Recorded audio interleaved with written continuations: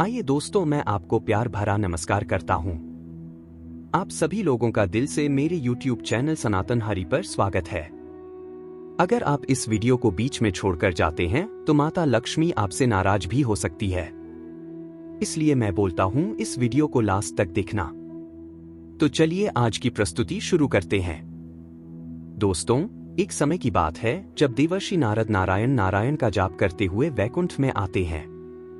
तब वे भगवान श्रीहरि और माता लक्ष्मी को प्रणाम करते हुए बोले, हे प्रभु, आज मैं जब पृथ्वी लोक पर भ्रमण कर रहा था तब मैंने देखा कि कई सारी स्त्रियां अपने पतिव्रता धर्म का कठोर रूप से पालन कर रही थीं।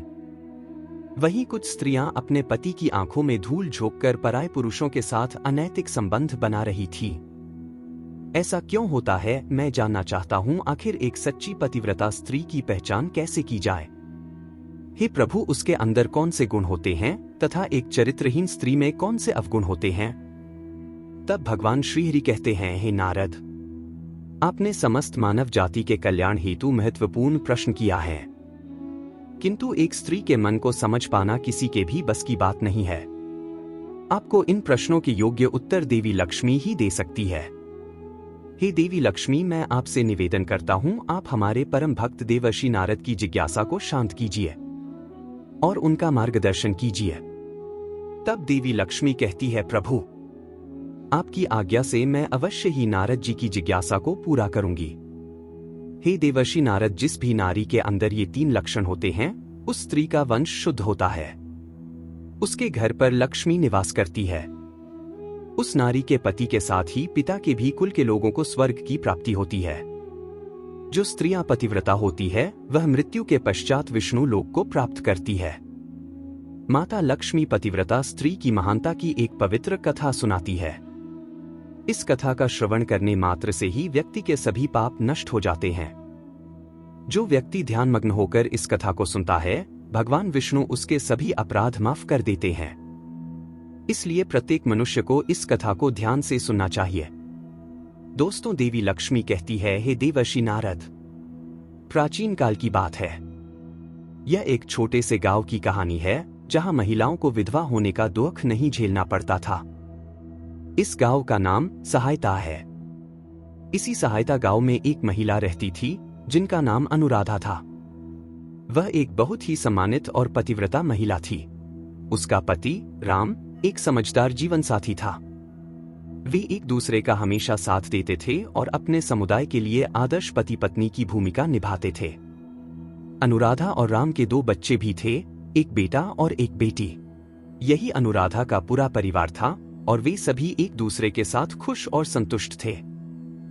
उनकी लाइफ में उस समय बदलाव आया जब अनुराधा के पति को पिछले जन्मों में किए पाप कर्मों के कारण उसे इस जन्म में कोढ़ी हो गया, अर्थात उसे कोढ़ का रोग हो गया। उसके शरीर में बहुत सारे जख्म हो गए जिनसे सदा ही पानी निकलता रहता था। अपने पति की ऐसी दुर्गति देखकर भी अनुराधा ने अपने पति का साथ नहीं छोड़ा और निर्मल भाव से वह अपने पति की सदा सेवा करती रहती थी। पति के मन में जो भी इच्छा होती उसे वह स्त्री अपनी शक्ति के अनुसार अवश्य ही पूर्ण करने का प्रयास करती थी। अनुराधा प्रतिदिन देव पूजा की तरह ही अपने पति की पूजा करती थी और अपने मन की सभी इच्छाओं का त्याग करके अपने पति के प्रति विशेष स्नेह रखती थी। दोस्तों, देवी लक्ष्मी कहती है, हे देवर्षि नारद, फिर एक दिन अनुराधा के पति को रास्ते से जाती हुई एक अत्यंत सुंदर वेश्या दिखाई दी।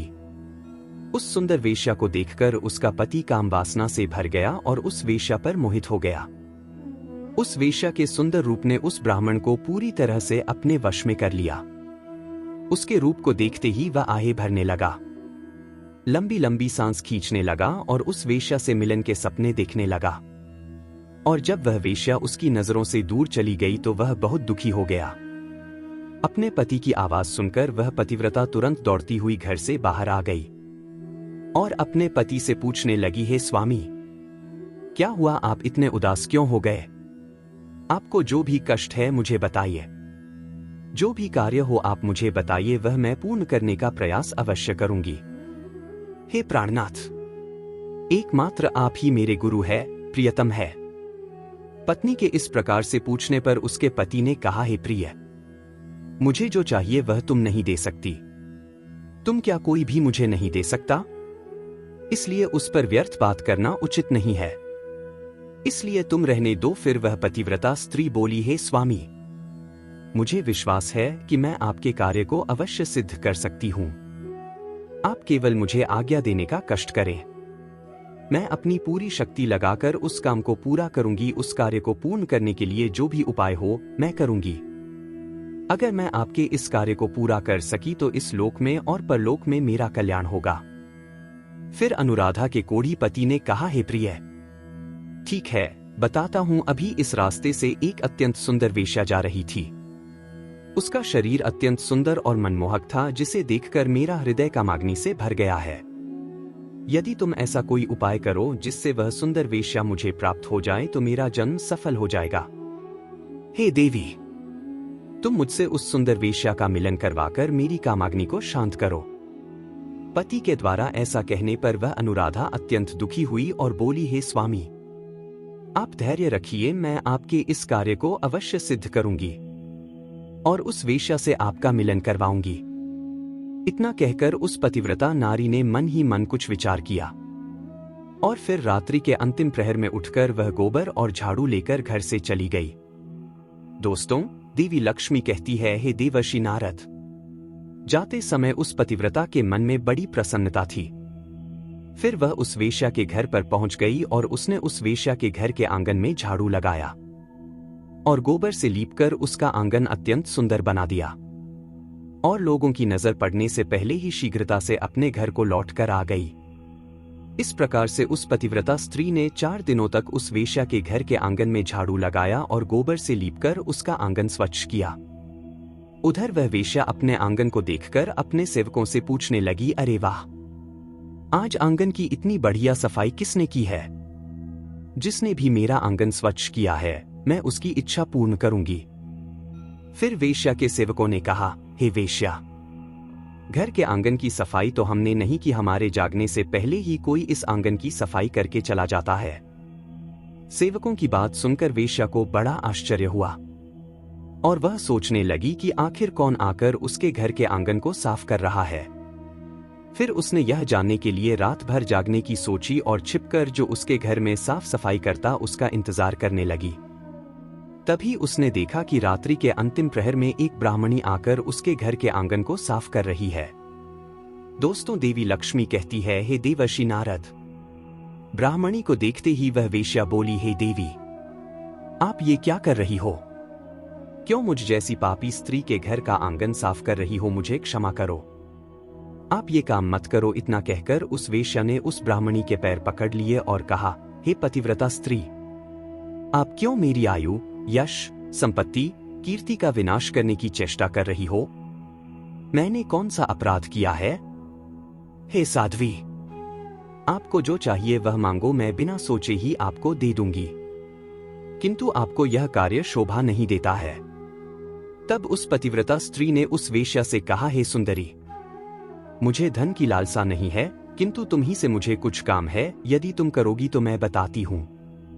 यदि तुम उस कार्य को पूर्ण करोगी तो मेरे मन को शांति मिलेगी और तभी मैं समझूंगी कि तुमने मेरा सारा मनोरथ पूर्ण कर दिया। फिर वह वेश्या बोली, हे पतिव्रता स्त्री, आप जल्दी बताइए, मैं वचन देती हूं, आपका जो भी कार्य है उसे मैं अवश्य पूर्ण करूंगी। आप तो महान पतिव्रता स्त्री है, अगर मैं आपका कार्य करूंगी तो मेरे सभी पाप नष्ट हो जाएंगे।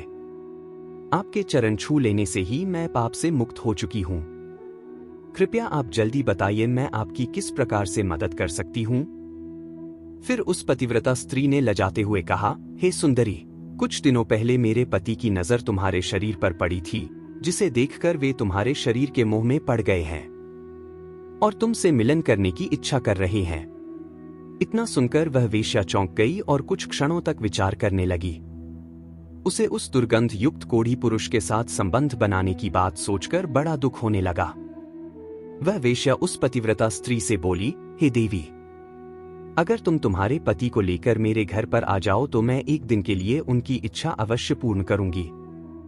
तब उस पतिव्रता स्त्री ने कहा, हे सुंदरी, मैं आज रात को ही अपने पति को लेकर तुम्हारे घर पर आ जाऊंगी और जब वे तुमसे खुद की तृप्ति करके संतुष्ट हो जाएंगे तब मैं फिर से उनको अपने घर वापस ले जाऊंगी। तब वेश्या बोली, है पतिव्रता स्त्री, तुम शीघ्र ही अपने घर पर चली जाओ, ताकि कोई तुम्हें यहाँ पर न देखे, और आधी रात को अपने पति को लेकर यहाँ पर चले आओ। मैं तुम्हारी इच्छा अवश्य पूर्ण करूंगी। दोस्तों, देवी लक्ष्मी कहती है, हे देवर्षि नारद। फिर वह पतिव्रता स्त्री अपने घर पर चली गई और उसने अपने पति को सारी बात बता दी कि वह आज रात को उसे उस वेश्या के घर पर ले जाएगी। फिर वह कोढ़ी अपनी पत्नी से बोला, हे प्रिय, मैं उसके घर पर कैसे जाऊंगा? मुझसे तो चला नहीं जाता, फिर किस प्रकार से यह कार्य पूरा हो पाएगा? तब वह पतिव्रता स्त्री बोली, हे प्राणनाथ, आप चिंता न करें, मैं आपको अपनी पीठ पर बिठाकर लेकर जाऊंगी, और जब आपका कार्य पूर्ण हो जाएगा तब आपको वापस ले आऊंगी। इतना सुनकर वह ब्राह्मण बहुत खुश हुआ और अपनी पत्नी से बोला, हे कल्याणी, तुम एक महान नारी हो, मैं तुमसे अति प्रसन्न हूं, तुम्हारे कारण मेरा कार्य पूर्ण हो जाएगा। तुमने आज जो काम अपने पति के लिए किया है, ऐसा काम संसार की कोई नारी नहीं कर पाएगी। हे देवी, तुम धन्य हो। फिर रात हो गई और वह पतिव्रता ब्राह्मणी अपने पति को पीठ पर बिठाकर लेकर जाने लगी। रास्ते में एक जगह पर परम तेजस्वी मांडव्य ऋषि का आश्रम था और मांडव्य ऋषि अपनी तपस्या में लीन थे। जब रात के अंधकार में वह पतिव्रता ब्राह्मणी मांडव्य ऋषि के नजदीक से गुजर रही थी, तो गलती से उसके कोढ़ी पति का पैर मांडव्य ऋषि के शरीर को लग गया और उनकी तपस्या भंग हो गई। मांडव्य ऋषि अत्यंत क्रोधित हो गए और श्राप देने लगे, जिस पापी ने भी मेरी तपस्या भंग की है और मुझे वेदना दी है, वह पापी सूर्योदय होते ही भस्म हो जाएगा। ऋषि मांडव्य के श्राप देते ही वह कोढ़ी जमीन पर गिर गया।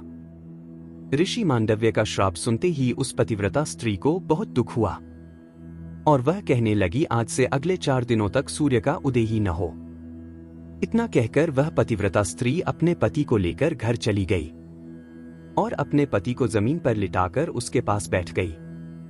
दोस्तों, देवी लक्ष्मी कहती है, हे देवर्षि नारद, पतिव्रता स्त्री की वाणी में इतनी शक्ति होती है कि वह जो भी कहती है वह सत्य हो जाता है, और पतिव्रता स्त्री के कहने पर साक्षात सूर्यदेव को भी उसकी इच्छा का पालन करना पड़ता है, क्योंकि स्वयं भगवान विष्णु ने ही पतिव्रता स्त्रियों को यह वरदान दिया है कि वे जो बोलेगी वह अवश्य ही सिद्ध हो जाएगा।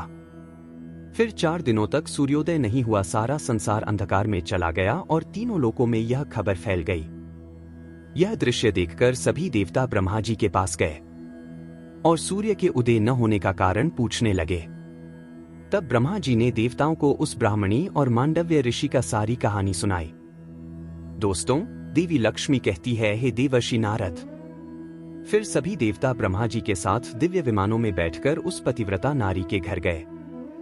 ब्रह्मा जी ने उस पतिव्रता नारी से कहा, हे माता, तुम्हारे कहने से सूर्य का उदय होना रुक गया है, जिससे संपूर्ण सृष्टि खतरे में आ गई है। प्राणियों का जीवन दुष्कर हो गया है, तुम कृपा करके अपने वचन पीछे ले लो और सूर्य को उदय होने दो। फिर उस पतिव्रता स्त्री ने कहा, हे भगवान, मेरे पति ही मेरे एकमात्र गुरु है, ये मेरे लिए तीनों लोकों से बढ़कर है, और सूर्योदय होते ही मेरे पति की मृत्यु हो जाएगी, क्योंकि मांडव्य ऋषि ने ऐसा श्राप दिया है। मैंने किसी लोभ में, क्रोध में तथा मोह में आकर ऐसा नहीं किया है। मैं केवल अपने पति के प्राणों की रक्षा करना चाहती हूं। फिर ब्रह्मा जी ने कहा, हे माता, तुम्हारे पति की आयु इतनी ही थी, उसकी मृत्यु से पृथ्वी का कल्याण होगा। तुम अपने पति के प्राण जाने दो, इससे तुम्हें बहुत पुण्य मिलेगा। फिर वह पतिव्रता स्त्री बोली, हे देव, पति का त्याग करके मुझे किसी भी लोक में सुख की प्राप्ति नहीं होगी। मेरे पति मेरे लिए ईश्वर है, इसलिए मैं उनका त्याग नहीं कर सकती। फिर ब्रह्मा जी ने कहा, हे कल्याणी, तुम्हारे इस पतिव्रता धर्म से मैं बहुत प्रसन्न हूं। तुम इस हठ को छोड़ दो और सूर्य को उदय होने दो, जिससे सारा संसार स्वस्थ हो जाएगा और मेरे आशीर्वाद से तुम्हारा पति भी कामदेव के समान सुंदर हो जाएगा। दोस्तों, देवी लक्ष्मी कहती है, हे देवर्षि नारद, ब्रह्मा जी द्वारा ऐसा कहने पर उस पतिव्रता स्त्री ने थोड़ी देर विचार किया और फिर उसके बाद हाँ कहकर अपनी स्वीकृति दे दी। और फिर सूर्य का उदय हुआ। फिर मांडव्य ऋषि के श्राप के कारण तुरंत ही उसका पति जलकर भस्म हो गया, और फिर उसकी राख से अत्यंत सुंदर कामदेव के समान रूप वाला उसका पति बाहर आकर खड़ा हो गया। यह चमत्कार देखकर वह पतिव्रता स्त्री अत्यंत प्रसन्न हुई और फिर स्वर्ग लोक से एक अत्यंत तेजस्वी विमान आया और वह पतिव्रता स्त्री अपने पति और दोनों बच्चों के साथ बैठकर स्वर्ग लोक को चली गई। दोस्तों, देवी लक्ष्मी कहती है, हे देवर्षि नारद, इस प्रकार से पतिव्रता स्त्री में संसार को भी नष्ट करने की शक्ति होती है। पतिव्रता स्त्री के सामने बड़े बड़े देवताओं को भी झुकना पड़ता है। तो दोस्तों, उम्मीद है आपको यह कहानी पसंद आई होगी, तो कमेंट करके अवश्य बताएं। अगर आपको जानकारी अच्छी लगी तो वीडियो को लाइक जरूर करें और कमेंट में जय मां लक्ष्मी अवश्य लिखें, साथ ही चैनल को सब्सक्राइब करें।